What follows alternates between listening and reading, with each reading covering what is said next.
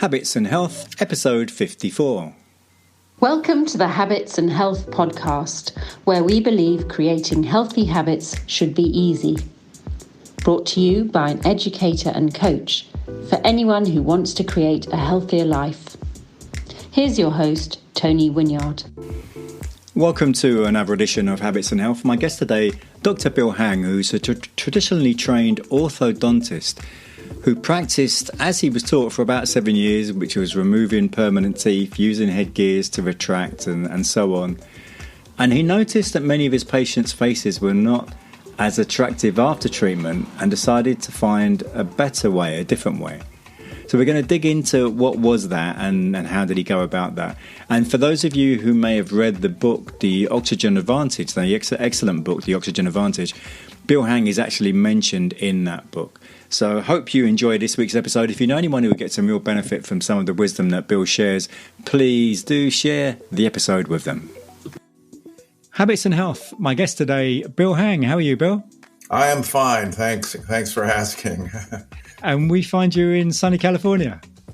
I live in Los Angeles County in Agoura Hills, California for the last 25 years of my life. Yes. Wow. And that sounds like a lot warmer than where you grew up originally. Yeah, it's very nice here. It's enviable. When people ask what the weather is, I tell them you don't want to know. It's too nice.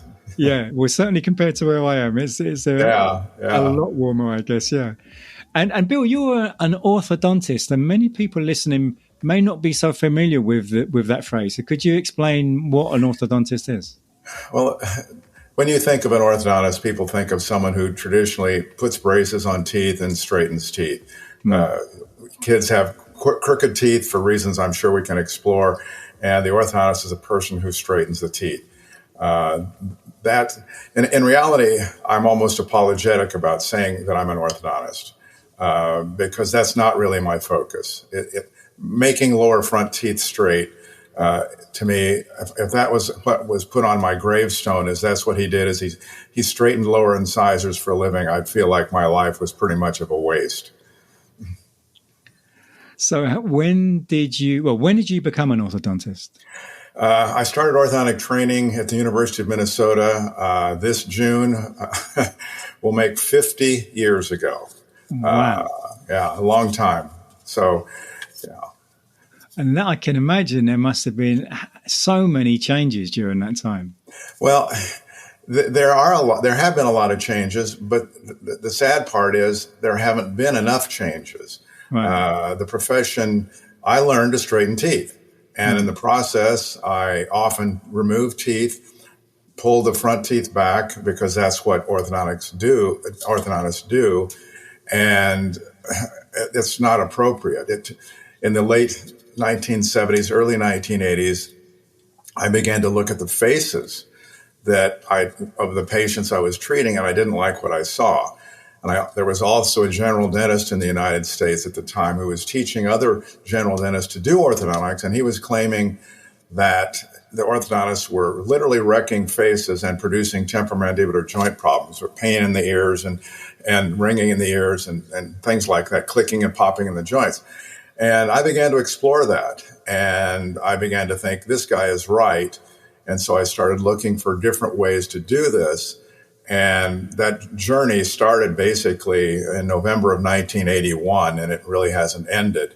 I've been in 50 states and several foreign countries, including yours, learning about how to do things in a different way.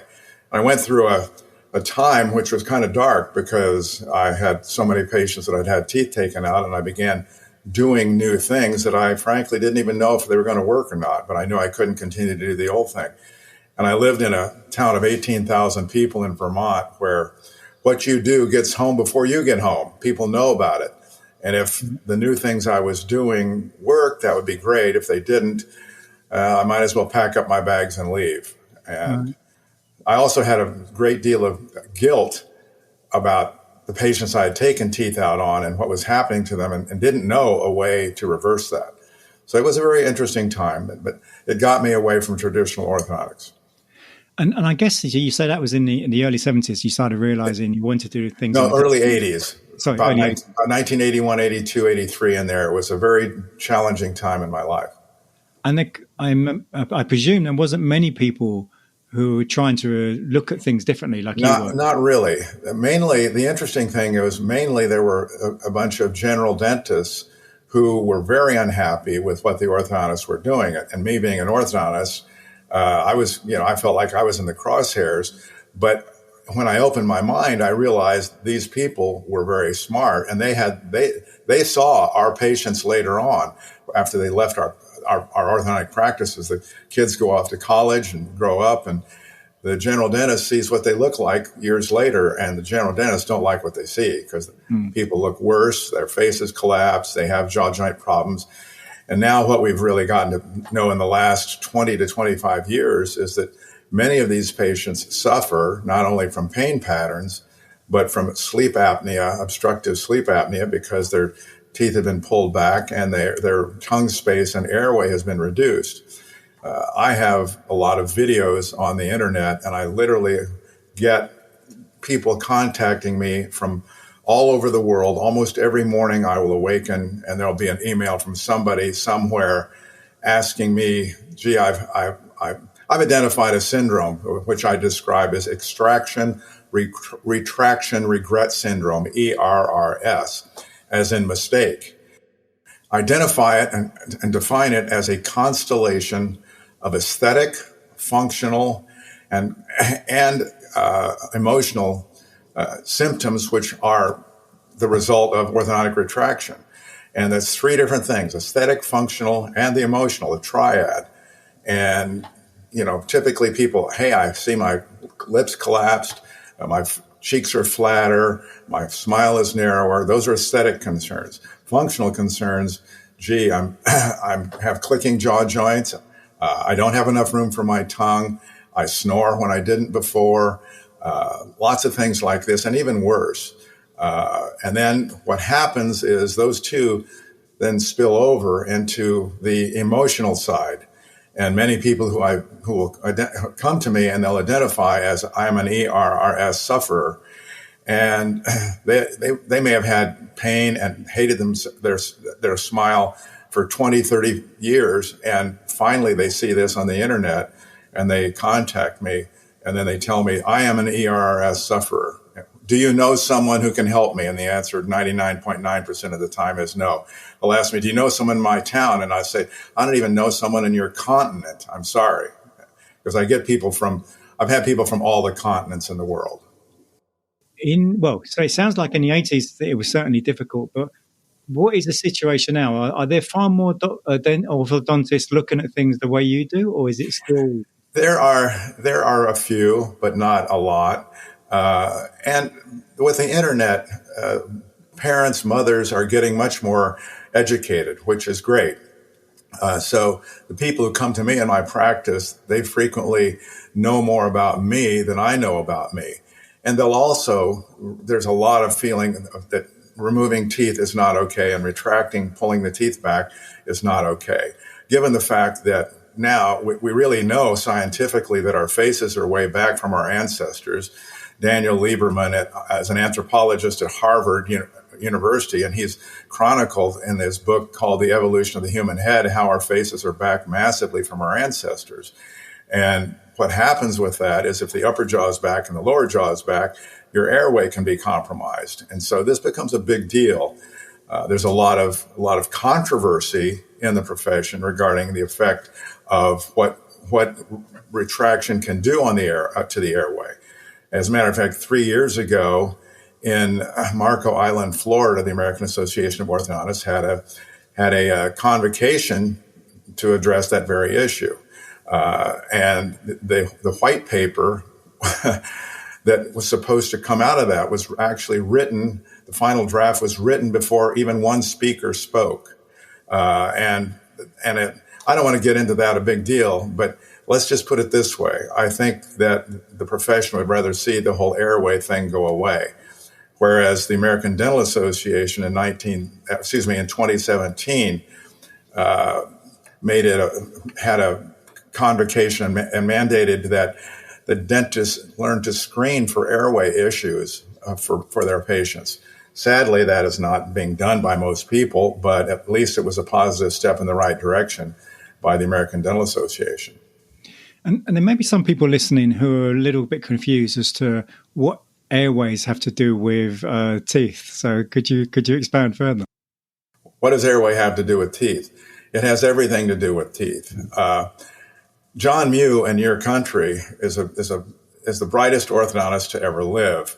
I met him 32 years ago, and he has very accurately described how and why the face falls back. The upper jaw falls back and the lower jaw falls back because children have what we call poor restoral posture. They're more mouth breathers, and their tongue posture is low, which allows the upper teeth to fall back, and in turn the lower does too. Now we have some silly classifications in our profession called Class 1, Class 2, and Class 3 malocclusions. They're in reality, they've never been scientifically validated to mean anything, and both jaws fall back in all those classifications. As the upper jaw falls back, the soft palate falls back. As the lower jaw falls back, the tongue falls back. Nobody knows, how big an airway has to be adequate. But the smaller your airway is, the harder it is for you to breathe. There's a law governing the flow, the resistance to the flow of a gas in a tube varies inversely according to the fourth power of the radius of that tube. This is called Poiseuille's law. The fact is, if you look at that, a small change in the diameter of that airway can have an amazing impact, both positively and negatively, on how someone breathes. John Mew has shown that everything falls back because many people today are mouth breathers. Some may hang their mouths wide open. Others will just have their lips apart by a millimeter or two, but the effect is still the same. And there's plenty of evidence of this in the literature. There are a number of articles and books written about this from anthropologists who aren't really orthodontists. Robert Corricini is one at Southern Illinois University, PhD anthropologist, and he talks about how the faces change. And there are others that have been out there. And this has been out in the public since the 1800s even. And even before that, the ancient Chinese in medicine talked about how someone with a receding jawline does not live to a ripe old age. So this is not new stuff out there. But in reality, what you're dealing with is faces that are back and airways that are back. So John Mew developed this approach to move the upper front teeth forward. So typically in a child, the teeth are often 8 to 10 millimeters too far back.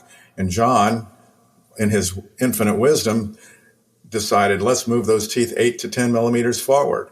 And then he developed an appliance which will bring the lower jaw forward and make it so that the child will hold the jaw in that position as still as it can be. That becomes a new rest position of the lower jaw. And over time, that jaw will grow into that position. And I've been doing this now for 32 years.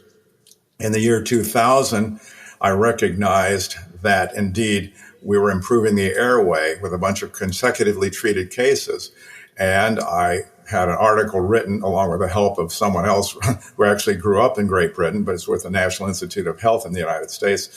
Very well-known person. He did a research project on my patients and showed an increase in the airway of 31% at the level of the palate, 23% at the behind the tongue, and even 9% down in the throat with these consecutively treated kids. Now, realize that this technique is not easy and it requires total cooperation on the part of the patient to do it. But if you have a child who will do it, you can have a nice improvement. We literally never guarantee any kind of a result or improvement in the airway, but we've seen it, and we've seen it can be very life-changing. You have children today who are getting brain damage from sleep apnea. As a matter of fact, Ron Harper is a PhD neurobiologist at UCLA and has used MRIs to show the brain damage that occurs even with one night of reduced oxygen saturation. And it's permanent brain damage. And he can go into their articles that he has in the refereed literature for anyone to find. There's another gentleman who's a good friend of mine in a group that I am part of. It's called the American Academy of Physiological Medicine and Dentistry. His name is Philip Cooper, and he's in Savannah, Georgia. He's African American, and he's written a book, Why African American Children Cannot Read. And it really has nothing to do with the color of their skin. It has everything to do with so many of them in disadvantaged situations have lots of health problems, including sleep apnea. And so they literally are arriving at school. By the time they're starting to go to school, they've already had so much brain damage that they're really not going to be able to breathe, to function properly. This is, and it has some, their disadvantaged status makes them more likely to have this happen, but it really has nothing to do with the color of their skin. It can happen for any, it can happen for a Caucasian, it can happen for an Asian, it can happen for anybody. We can see huge changes in behavior when a child sleeps better and breathes better. There's a video out on the internet that you can find called Finding Connor Deegan. He's a young boy from the Chicago area, and he was frankly suicidal. He was the cut up in the class. The teacher hated him, and he was about one of these performances in class of being institutionalized. The good news is he was referred to Lurie Children's Hospital in Chicago, had a sleep test, realized he had sleep apnea, had tonsils and adenoids removed, and had his upper jaw expanded to make more room for his tongue by someone that has taken my mini residency where I teach John Mew's approach. And the boy got rid of the sleep apnea, became a totally normal kid, was not a bully anymore. His grades improved dramatically, and he was a nice boy. And it's all about breathing and sleeping. And I mean, I know this boy, and I know his mother, and I knew some other people that had kids in his class, and it was a complete turnaround for this boy. Interestingly, the head of Lurie Children's Hospital in Chicago, his name is Stephen Sheldon, and has been a good friend of mine for 20 years. He's a physician. He's now retired. But he would say this. He says, I do not believe there is a thing such as ADHD. I do not believe it exists. And currently, by the way, the last figure I saw is that in the United States, 15% of the kids are being diagnosed with that. In the next breath, Steve Sheldon says, I believe it is always, and he uses that term, which is interesting for a researcher, a scientist. I believe it is always a breathing and sleep problem. I don't know where to start. There's so many things you said there I'd like to expand upon. One of the things you talked about that child in Chicago and the difference it made by restructuring his jaw, essentially. Yes. And how that changed his attitude. And right. One of the things that went through my mind as you were saying that is, I imagine there must have been so many people who just couldn't compute how could changing his jaw affect his attitude, and they just weren't able to understand that. There are a lot of people that will be challenging for, but when you realize that making even a tiny change in the airway can have a massive effect. I had a gentleman one time who was in his 40s, and an orthodontist had closed some spacing and pulled his teeth back, hadn't even taken any teeth out. But he came to me for a second opinion because the general dentist didn't like the result.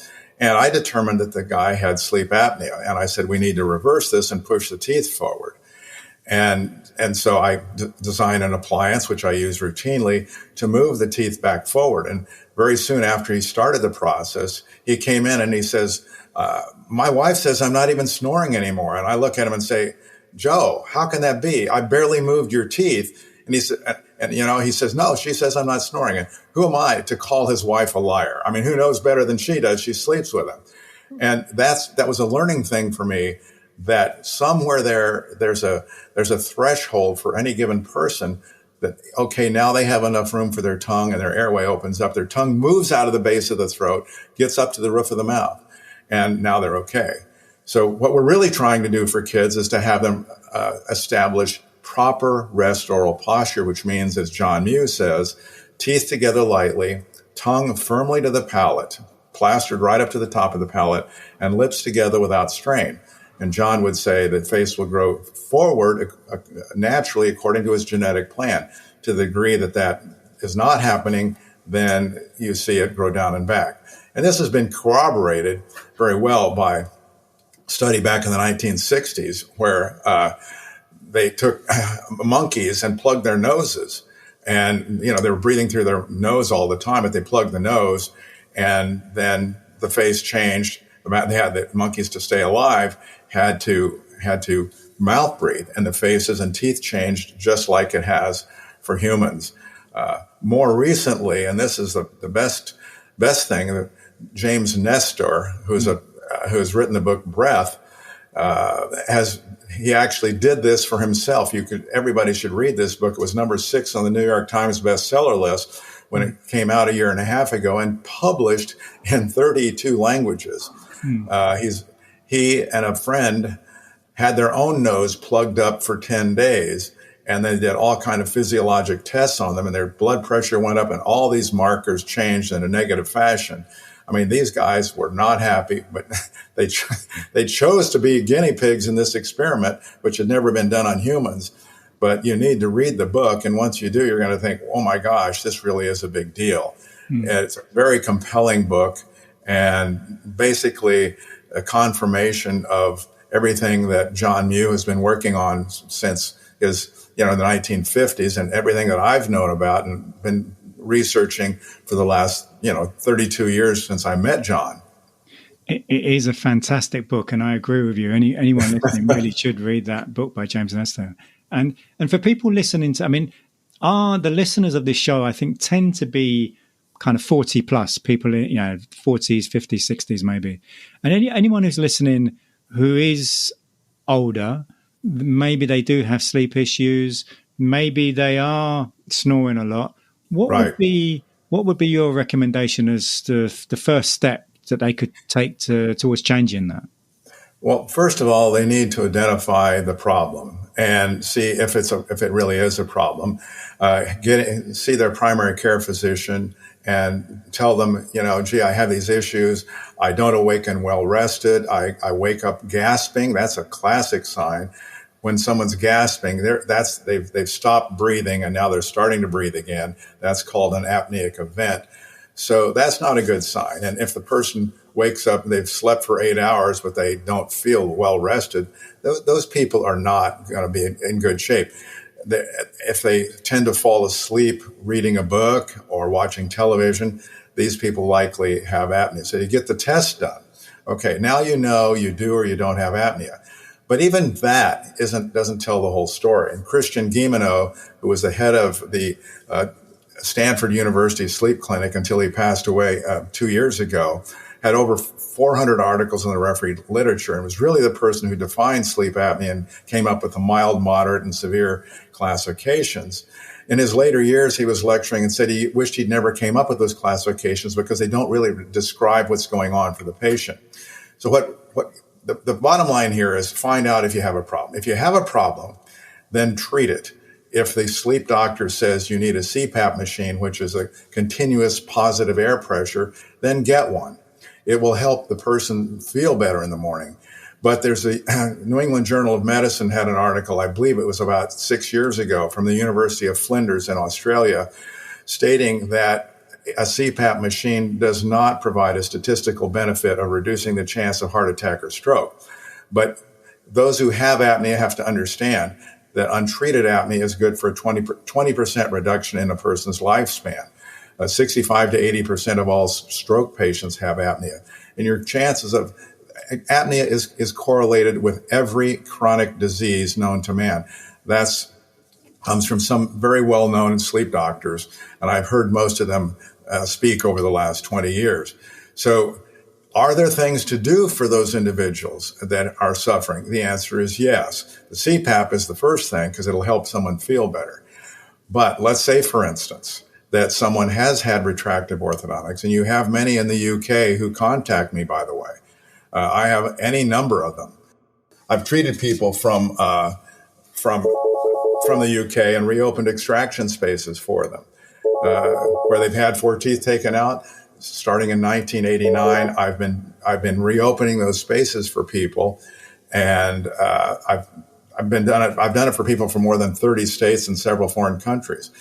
And before I analyze the case, I have a pretty good idea if we're going to be able to help get rid of the apnea. And I have sleep reports for some patients showing that we've been able to do this. We literally never promise a result. Not once in my life have I promised a result for anything I've ever done. I'm an Eagle Scout and I promise to do my best. That's what I tell people with a smile on my face. And if they want to have treatment, then we proceed. But that may help some. And sometimes it doesn't take very much to help someone breathe better and sleep better. I had a woman more recently that we finished treatment on. She'd had 4 teeth taken out. And for 20 or 30 years, she'd been seeking solutions for this. And when she came to see me several years ago, she talked about, gee, I have a problem when I swallow here. It's difficult for me to swallow. And I said, well, it may well be an airway problem. And later on, years later, when we were talking, after we had resolved her problem with reopening spaces and surgery, she told me that she had seen more than 100 doctors before she saw me. And I was the only person who recognized that she had an airway problem. Airway problems, I mean, very few people have great airways. Very, very few. And so it's a matter of how bad is your airway and how much does it affect you? Can you get along with it or not? There are other things to do. I mean, surgery to advance both jaws can open the airway. If it's done properly, and very few surgeons know how to do it well, sadly, and if the orthodontic preparation is done properly. I've done hundreds of jaw surgery cases in my career, and I have many people who are, undergoing that kind of treatment, and I prepare them for it and finish them afterwards. So there's something to do for everyone. Sometimes widening the jaw laterally can help. And so orthodontists are taught that you really can't expand the adult maxilla, the upper jaw, because the sutures close. Well, in the early 1980s, I met some orthodontists who say that's not the case. And so I have expanded my own maxilla 7 millimeters, and I did that 32 years ago. I also opened up a space where I had a bicuspid tooth taken out when I was 11 years old, growing up in Illinois. So I've made my own maxilla bigger, non-surgically. And I've expanded the adult maxilla more than 10 millimeters of people in their 40s and 50s and have not pushed the teeth off the bone support, which is what most orthodontists were taught would happen. But orthodontists are taught things that someone speculates would happen. When you ask somebody can you show me a case where the teeth have been pushed off of the bone and the teeth have been lost? No one has those cases, but this is just part of the profession that people say, you can't do this. It's kind of like, don't go out too far on the ocean or you'll fall off the edge of the earth. Until Magellan, went around the world and came back the other way, everyone thought the world was flat. So in a way, that's a great analogy for this. So there's something to be done for everyone. It may not be quick and easy, but it can be life-changing. This one woman who said to me, I'd been the first person out of 100 doctors to recognize her problem. One day, toward the end of her treatment, she was sitting in my treatment area, and out of the blue, she just said, after she'd had jaw surgery to bring both jaws forward, she said, I would do this surgery 10 times to feel the way I do today.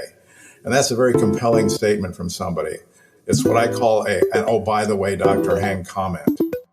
We hope you're enjoying this episode of the Habits and Health podcast, where we believe creating healthy habits should be easy. If you are looking for deep support to create the health and life you want, we invite you to consider one-on-one coaching sessions with Tony.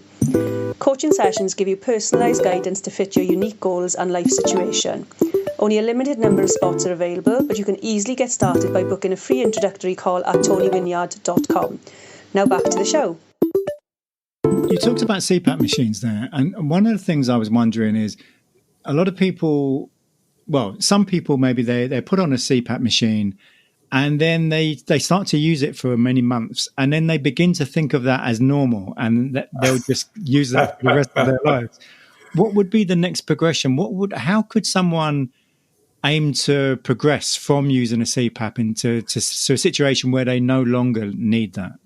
Well, first of all, they'll feel better, and that is their new normal, and they think that's normal. But it's basically, I call it life support, and I'm glad that people do it and they feel better. Again, I go back to the study from the University of Flinders, reported in the New England Journal of Medicine, that they're not less likely to have a heart attack or stroke.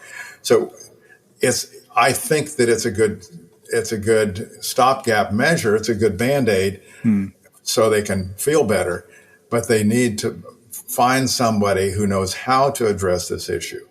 The sad part of it is that there are courses being given now about, you expand the upper arch, and most orthodontists are never going to expand the lower arch because there's no suture in the midline, and they've been taught that you push the teeth off the bone support. I've expanded adult lower arches 10 millimeters, and I routinely do that. I actually have my own wife in treatment right now, and because she's begun snoring. She never did before. As you age, the muscle tonicity gets worse. And so what we're trying to do is expand both of her upper and lower jaws to try to get rid of that. So these are things that can be done, lateral expansion.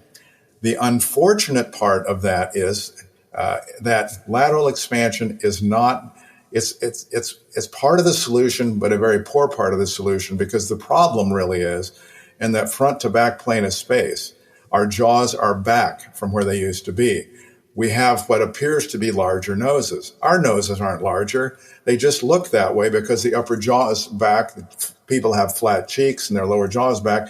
They often have a sloped forehead because they're keeping their chin forward just to breathe and stay alive. The sloped forehead is so common. Realize that someone's forehead should actually be vertical, straight up and down. But how many people do you see with their head tipped back like this? They don't even know they do it, but they do it because if they didn't do it, they wouldn't be able to breathe. They also have forward head posture. If you drop a perpendicular from the middle of the ear to the floor, it should go right through the middle of your shoulders. Zillions of people have their jaws, their entire head 2, 3, or 4 inches forward. Over time, this pays the neck muscles pay a big price for this, but the patient is doing it just to survive. You can sit in an airport and watch people walk by going down to the gates. And I do this all the time with a cup of coffee. And I look at some people and I say, oh my God, they're barely alive. Their head is ready to fall off of their body. And frequently you can tell by their entire gait, the way they walk, they're way older. They're way older than their years, that they've been alive. We as a society suffer horribly, and Nestor comes, he describes a little bit of this in his book, but not as much as really would be nice. As a society, we're pretty sick. Well, and you talked about the surgery on your wife more recently for the snoring. So it made me think about, is there, I mentioned there's many people who listen to this show who may be in their 50s and 60s and so on. Is it, if people are thinking, I'm too old to have that kind of surgery, what would you say to that? The oldest person I've had to have this surgery, and this is kind of comical, was I think it was 3 weeks short of his 75th birthday. Wow. He was a retired U.S. Navy pilot and a bicycle fanatic, and he had, the year before we did this, he had ridden his bicycle from Jacksonville, Florida to San Clemente, California, a distance of approximately 3,000 miles. Wow. And he took his CPAP machine with him. And so he went and had this surgery done after I prepared him for it. And interestingly, you think, well, it must hurt so much, must be so horrible. Not really. 5 weeks post-surgery, he was out doing 20 miles a day on his bicycle. And this can completely change someone's physiology. I had a woman years ago, and this was very classic. She'd had a headache pattern, and she was a horrible clencher, and she had sleep apnea. And she was from Florida, and I used a surgeon in Texas to treat her, to bring her jaws forward. I called her 3 weeks after the surgery, and said, well, how are you doing? And it was amazing. 5 things came out of her mouth in rapid fire fashion. Number 1, I'm thanking God for you, and Dr. Walford, who was the surgeon, and said, I can breathe. I can breathe better. And this was the real killer that I really got. She said, I'm smarter. She says, I've been in a brain fog for 40 years. I've told my kids I'm smarter. And in reality, that's the case. Interestingly, just this week, I'm part of another group that's making a documentary on this to show the world. And there's a lot of good filming that's already been done on this. There's a young lady from New York City whose father took my mini residency where I teach John Mew's course. And about 5 years ago, I said, he came up to me and said, "What would you do in my daughter's case?" And I took one look at it in a nanosecond. I said, "She needs surgery." Well, no father wants to hear about surgery. And so he thanked me, and he did what all dentist fathers will do. He's going to try to find all the non-surgical options. And that's exactly what he did. And over a period of 1.5 years to 2, he came back to me and said, "Bill, you're right." And I smiled at him and said, "Yes." And so I helped him know the process of how to prepare his daughter for surgery. And she had the surgery done. And we made no promises, but it was done properly and really well. And she is prospering now. And she was what we would call a health fanatic. She ate everything perfectly good. She was an exercise fanatic, but she still had no energy. She'd never had any energy in her entire life. Now she's robust. And in this meeting we had with this Zoom call of this board for this group that's promoting a documentary on this, there was a woman who is a psychiatrist and is doing research on these kinds of things. And she tested this girl, this woman in her 20s, before the surgery, and then tested her afterwards. And what things about cognitive function, executive functioning, all kinds of different things that I'm too dumb to know about. But the numbers were amazingly better. So here, the mere fact that this woman is now breathing and sleeping much more normally, her life is literally changed, and she's going to have a much, much better life. There's story after story like this, and this will be something that will be researched very well by this group, and when we document it in there, it's going to be a docu-series that they're making on this. It will be coming eventually. So someone who's listening to this and thinks, "Wow, I'd love to get to do some of that." How would they go about finding out how they could do it? Where would they look? Here's where I'm going to disappoint you in a big way. The world is not full of a lot of people who really are tuned into this. Yes, there's more of an awareness of this. There's sleep clinics around, a lot of them in the U.S. But to a great degree, even the heads of the departments in the United States who head up these sleep clinics don't truly understand what they're dealing with. And I say this because I've been going to lectures for the last 20 years. And typically what you'll see in a lecture is they'll show a map of the United States.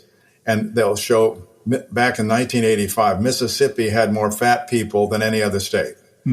And then they show the map every 5 years and how obesity gets worse and worse and worse. And now we've got, more than 30% of the people in some states are morbidly obese. And so they attribute the problem to obesity. When in reality, you have tiny little Asian women that are 85 pounds and are not obese at all who have sleep apnea. They're not the typical National Football League linebacker who weighs 280 pounds and he's got apnea. So the point is they're not recognizing that you're going to have to look hard to find someone who truly understands that this is an anterior posterior problem and the face needs to be moved forward. And just laterally expanding is not going to make it happen. I wish I had a better answer, and I don't know enough about people around the world and where there are people who really understand these issues. James Nestor's book has been great in that it has brought an unbelievable amount of awareness amongst the public. But the problem is the medical dental system is woefully inadequately trained to address this monumental issue that, to be honest with you, and I'm not exaggerating, more people are going to suffer from this than from the pandemic we're supposedly in. Because every chronic disease known to man is correlated with poor breathing and sleep. Now, that brings up another subject. for those who really like to learn more, go get Patrick McKeown's book, The Breathing Cure, the most recent one that's come out. Patrick had The Oxygen Advantage, which was out several years, and he has other books, one about John Mew and another one called Atomic Focus. But the good one is this, The Breathing Cure. Patrick, I heard speak more than 10 years ago, and he didn't know it, but I started taping my lips every night because I've been a mouth breather and my pillow would be wet every night. I did that 10 years ago. Now it's almost February, and if I make it to February without a cold, I will have 3 years of my life without a cold. And Bill Hang used to get 2 colds a year, guaranteed, 100%. I knew it. And so mouth taping alone can help. That's a simple thing to do. Anybody can try that. And if it works, great. If it doesn't, that's fine. At least you've tried. But Patrick's book is a reference book for everything. He chronicles how poor sleep and poor breathing is associated with every chronic disease named. And each chapter has from 75 to 100 references that if you're a scientist and you really want to know more, you can delve into that. I mean, it's an amazing book interestingly, in my own situation, I've been an addicted runner. I've been running for more than 50 years, and I've run 32 marathons in my life. When I heard Patrick speak, I decided to try running with my lips together.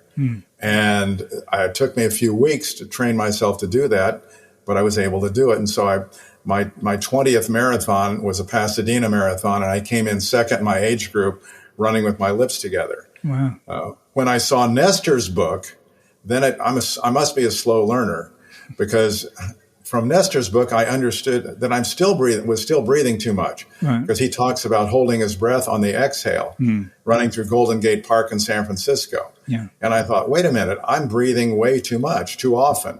And so as soon as his book came out, I began holding my breath longer on the exhale. I had been running 3 strides, inhaling, and 2 strides on the exhale. So when I read his book, I went from 3 strides in to 3 strides out. And I did that for a few weeks. Then 3 strides in and 4 strides out. Then 3 strides in and 5 strides out. I ran another marathon in June of last year, and I qualified for the Boston Marathon for the 11th time.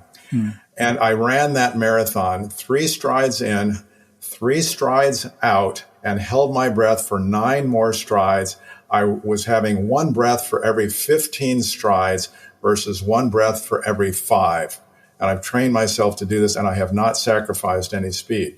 The point is, I am much more fit just because of that book and my own insistence on trying to train myself. And I'm no special person. I never went out for a sport in high school ever. I became a runner just because. And I'm not gifted any more than anybody else as far as being an athlete. I'm not that competitive, but I'm competitive against myself. I give this story to anybody listening because you can be in charge of your own health. And if you're not, who's going to be? You're not going to get any health. The healthcare system in Britain is disease-centered. The healthcare system in the United States is disease-centered. You can spend all the money you want on it, and you're not going to get any healthier. The only person that's going to make you healthy is going to be you, and by what you eat and what you do, and and if you exercise or not. You just mentioned about Patrick McKeown and all of his fabulous books, and it reminds me of I've heard him speak a few times, and I actually did his Oxygen Advantage instructor course, and I am an instructor in the Oxygen Advantage. Really?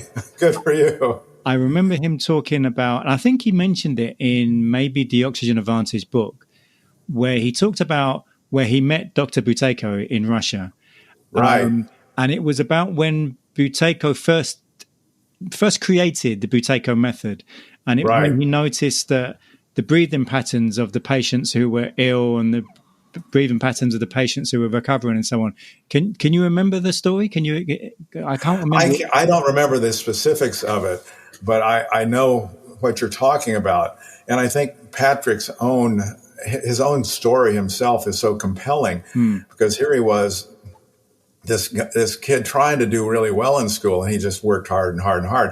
And he got into college in Dublin, and he was struggling because he was always sick. And he then went to Russia to learn this, and he was asthmatic, and and he knew he overbreathed, and he then trained himself to be a nasal breather. And I've become really good friends with Patrick. He's been to my home, and I've been to his home in Galway. He and I have lectured around the world together. But I then also treated him. He had crooked teeth, as he would with low rest tongue posture. And so I also have an x-ray of his nose. And the fact of the matter, and I'm happy to talk about it because he says I can talk about it. Yeah. But he has a horribly deviated septum.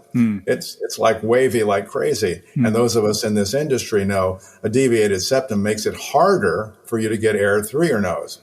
But he is a classic example of someone who has trained his nose to work. He's still got the deviated septum, but you will never, ever, ever see Patrick hang his mouth open. He's a nasal breather and has taught himself to do this, which I present that as great evidence that anyone who is committed and wants to try this, there's a good mentor of mine who's a dentist who now passed away 2 years ago. His name is Omer Reed in Phoenix, Arizona. And I took courses with him back in the 1980s. Wonderful human being. He used to say, and one of his classic lines that he had was, "If it's been done, it's probably possible."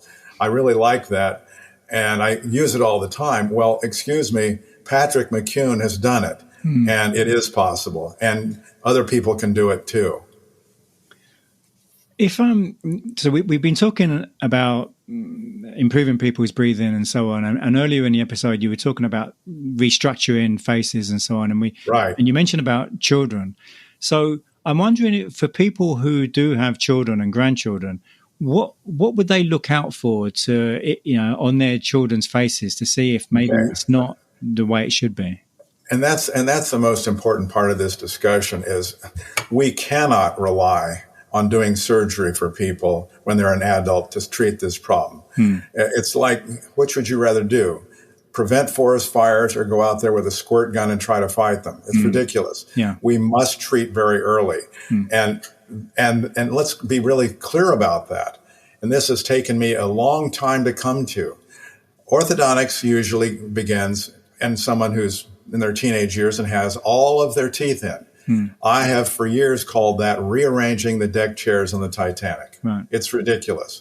The face is so far down and back that you have very little chance to change that growth.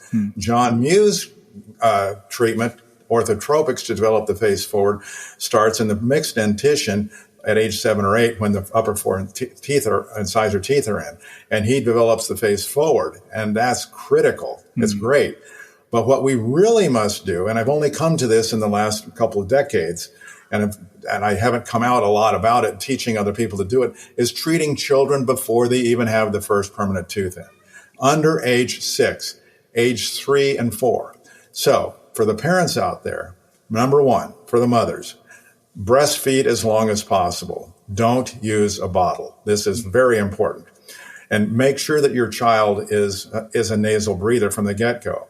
By the way, for those of you who have premature children, Christian Guilleminault has spoken for years about the various stages of embryology, of fetal development that the child does not go through before birth, and how almost all of them are suffering when they're born from the get-go with breathing and sleep issues, and they'll be paddling upstream to change that. I currently have a 16-year-old boy that was born 3 months prematurely. He has an incredibly long face because he never could get his lips together, and we're preparing him for surgery to bring his jaws forward because he has big problems.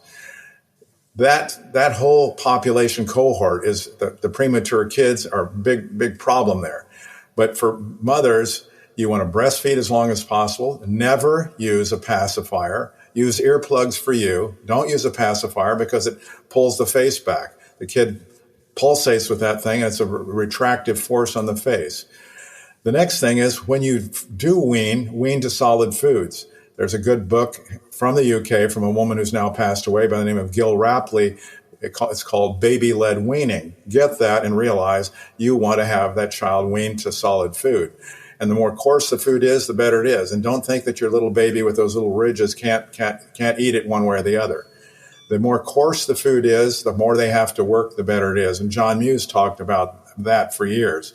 And that's pretty well documented with Daniel Lieberman's book from Harvard on the growth of the human face. Other things to do are, is to look for. You never want to see your child have their lips apart at rest, and never have their mouth hanging open. And another thing is mobile devices. Mobile devices they destroy people. The sooner you give that young kid a mobile device, the more he's going to get addicted to it. He's going to have his head down. He's going to hang his mouth open because that's what they do. And you're just making the whole situation worse. There's a physician in the San Francisco area who's documenting all of this, and he's writing articles about a syndrome which he's identified called spiky leaky syndrome. And my myofunctional therapist that I work with all the time, Joy Moeller, she understands and treats kids with these issues.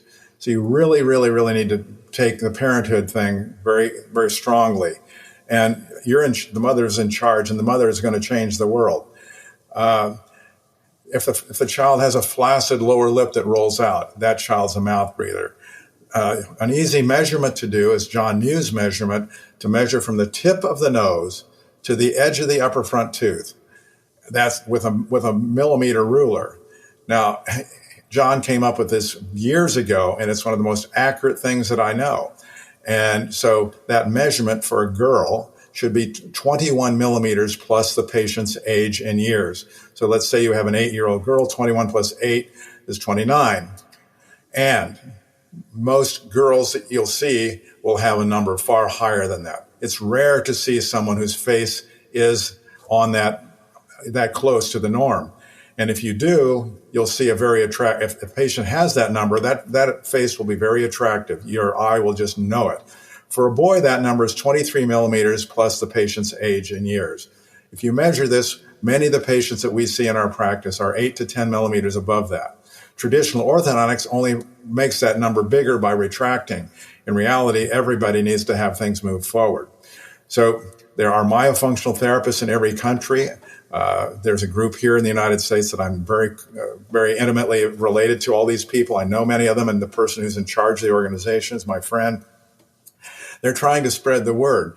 And what we really need as myofunctional therapists, we've got more than 10,000 orthodontists in the United States. We need about 100,000 myofunctional therapists to help all the kids who need it. And we need about not nearly that many orthodontists, because if we had the myofunctional therapists doing their thing, orthodontics wouldn't be needed. Nobody would need to have braces. And I make the very, very compelling statement a few years ago that, more recently you see that the Journal of Clinical Orthodontics shows that very few orthodontists will treat anyone until they're at least age 6 and have permanent teeth coming in. I make the crazy statement that we should have our orthodontic treatment finished by age 6. That's a pretty bold statement to make. But after all these years of dealing with this, I view it as literally the only way to make any headway in this airway war, where we're seeing the faces fall down and back, and they have been for centuries. If we don't do something about it, we're frankly doomed. And I say that sadly, Joy Moeller, my good friend, myofunctional therapist, said it about 10 years ago. And I thought, man, she's crazy. But the more I think about it, the more I see, I don't think she's crazy. We have got to act, and we have to act now. And it's going to happen with the mothers. And the market of people who are going to be able to help has got to rise to the demand that the mothers are going to have. And I've said for years, the mothers, the mama bears that are looking out for their little cubs, they're going to make the difference here. Bill, I mean, you've got so much wisdom, so much experience. Have you considered writing a book? I have written 4 books and not published one.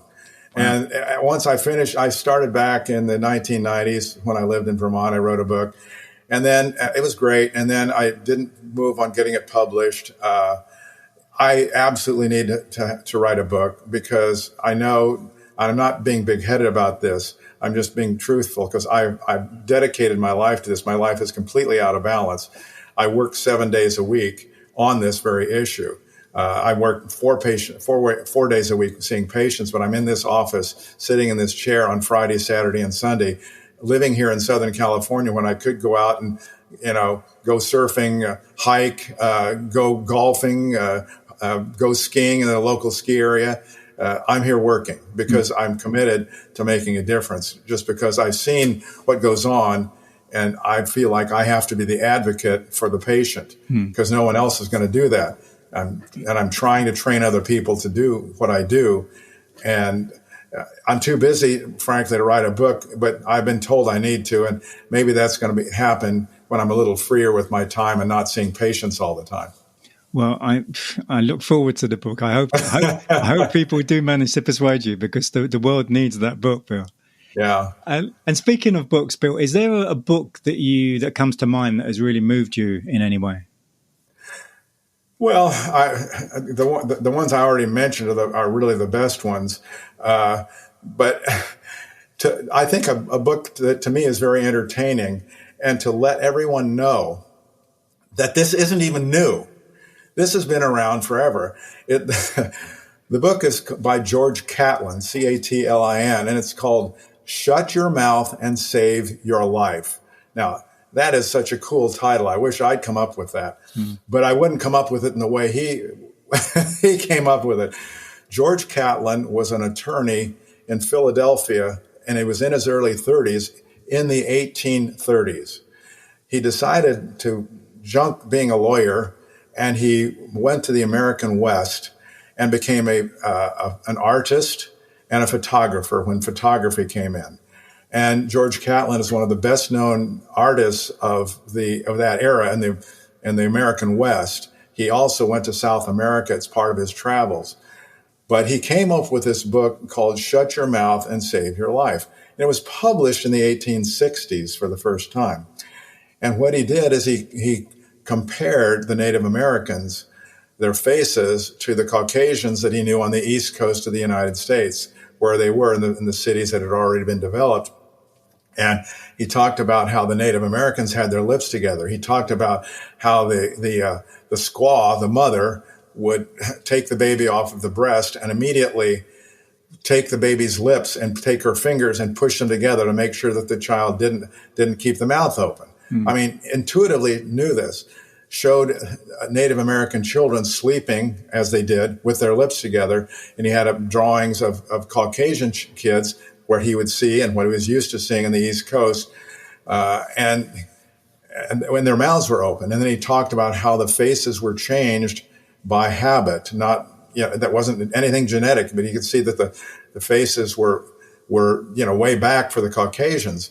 And he acknowledges that not only did the Native Americans call the Caucasians pale face, they also called them black mouth because their mouths would be wide open like this. And back in those days, the mouth breathing would make someone have infinitely more tooth decay and periodontal disease. So many people back in those days had no teeth. So if they were talking and their mouths wide open, they just it's black mouth. And that's what he described.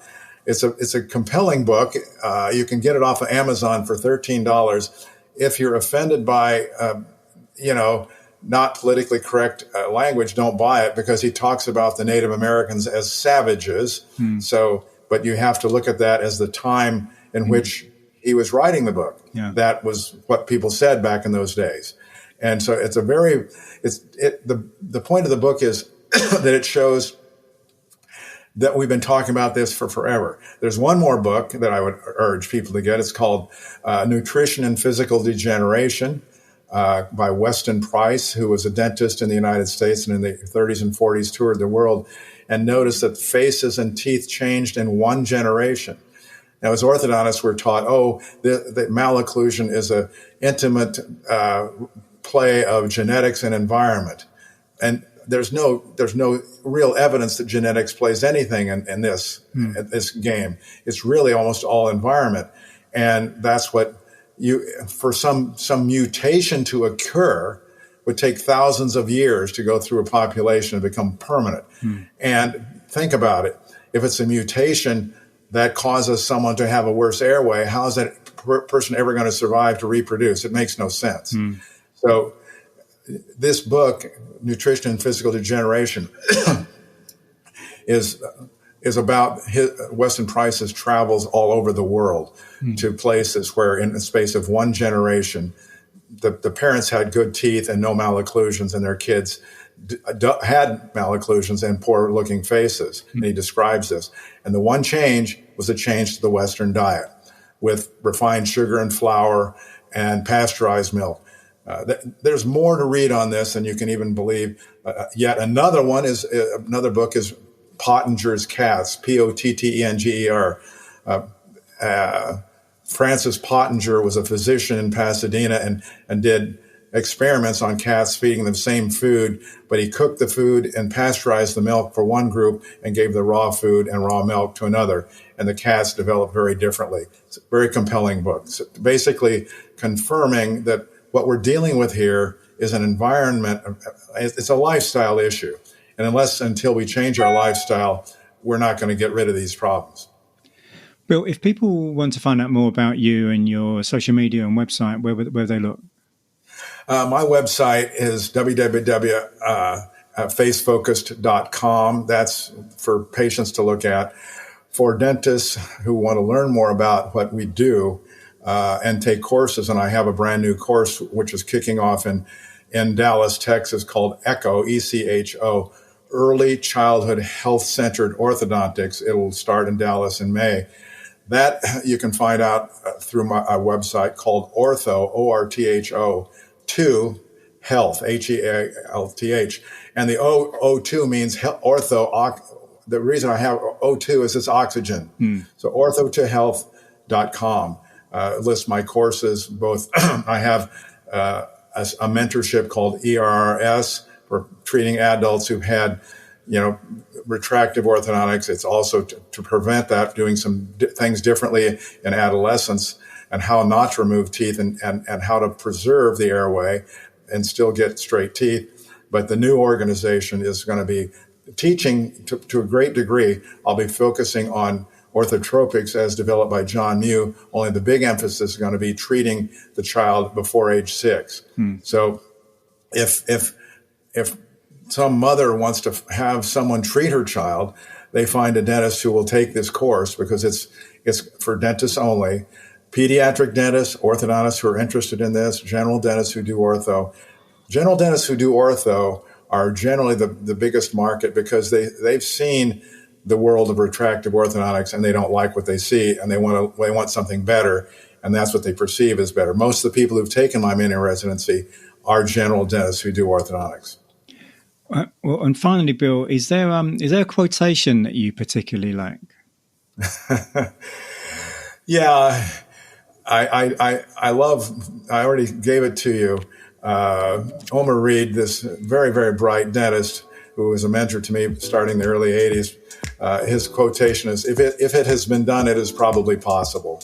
I love that quotation. Well, Bill, thank you for your time. It's been a real pleasure, and I hope happy to try to help you. Yeah, I hope the listeners have gained a lot from this. I hope, I sincerely think they will have. So, thank you. Okay, thank you. Hope you enjoyed that episode with Bill Hang. He mentioned a few times in the episode about a British dentist called John Mew, rather. And in a couple of weeks' time, on episode number 60, which will be released on the 5th of April, I'm speaking with Mike Mew, who is the son of John Mew, who was mentioned by Bill a few times. Mike Mew is one of the most forward-thinking dentists in the country, so that is episode 60 in a few weeks' time with Mike Mew. Next week, episode 55, is with Tina McDermott. And Tina, she spent a lot of her life struggling with digestive issues, and she didn't really understand why she was getting so much gas and bloating and constipation, and was really having problems with yo-yo weight gain and loss.